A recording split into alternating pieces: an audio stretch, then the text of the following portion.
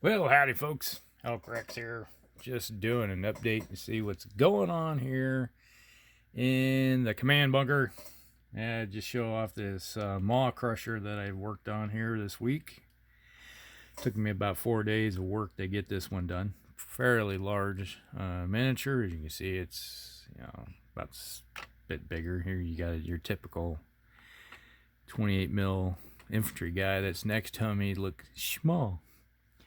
So, yeah, it's this is a commission I've been working on. I have a whole bunch of orcs for Age of Sigmar that I have to work on. And this is the main centerpiece of the army, which is the Maw-Krusha with their leader type on top. Now, the individual I'm doing the stuff for, we've played World of Warcraft together many times, and he prefers instead of the green orcs, he would like more of a reddish flesh tone of the orcs that you find in not Age of Sigmar, but World of Warcraft. So that is why we have a reddish orc instead of a green orc, which is typical Games Workshop style. So, and we got here. You can bring up. I got the effects on there. We got the mud effects. The cracked earth on there. So then we got a little bit of different kind of look. Of the blasted lands, I think, is the area that we were going for, because it's got the reddish earth and all that, and it's kind of a desert where the orcs run around in it. So there we go. Now this the wyvern that we have here. Because typically a dragon has 4 legs and the wings. Wyverns have the rear legs, and the wings are incorporated into the front legs. So that makes it a wyvern. But a lot of work went into it. But hours and hours of just working on all these different horns and stuff sticking out everywhere. It seems like every crevice. And did a lot of work to get the skin effects, the scales, all that to come popping out. You can see the leader type up there. Now he is on. What I did was I drilled holes in his feet and then some holes in his body here, and he is pegged in there with some pins.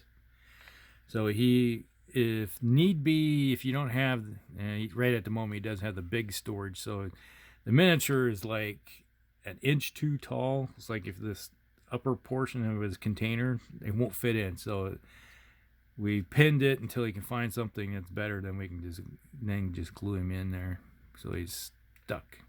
But you can see I went with some purple effects in there to show this, like a band across the back and the ears.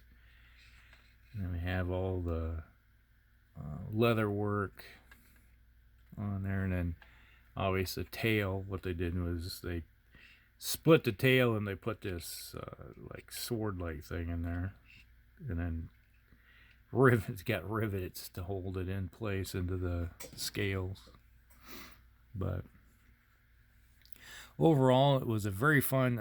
Enjoyed painting this. It's not very often I get something to paint like this myself, because that's not my thing. But I was like, I'm gonna paint this one first, and he was like, why would we paint that one first? Because it's cool. It's a very cool looking miniature, and I wanted to paint it. So that is why that is like that.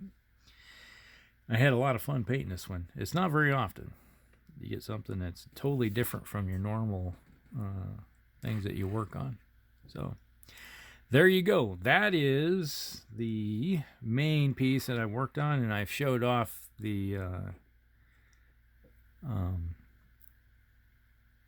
bolt action stuff that I've been working on. I do have some other stuff I've been working on a little bit with another unit, the command unit. So that's where I'm at that. But the next thing you're going to be seeing coming down the pipeline, I have 9 boar riders. I'm going to start on those for the orcs. And those things are huge compared to the boar riders I had in the old day. It's like the boar riders I had in the past, there's like, your typical, they're lucky if that, that tall, but you know, it's like on a typical little old cab base. Now these things are huge. You could probably put 3 of them in a row, and 2 high compared to the or maybe almost 3 high compared to what the size of them they are now. So you'll be seeing those coming down the line too here soon. All right, hope you guys enjoyed this, and we will talk with you later.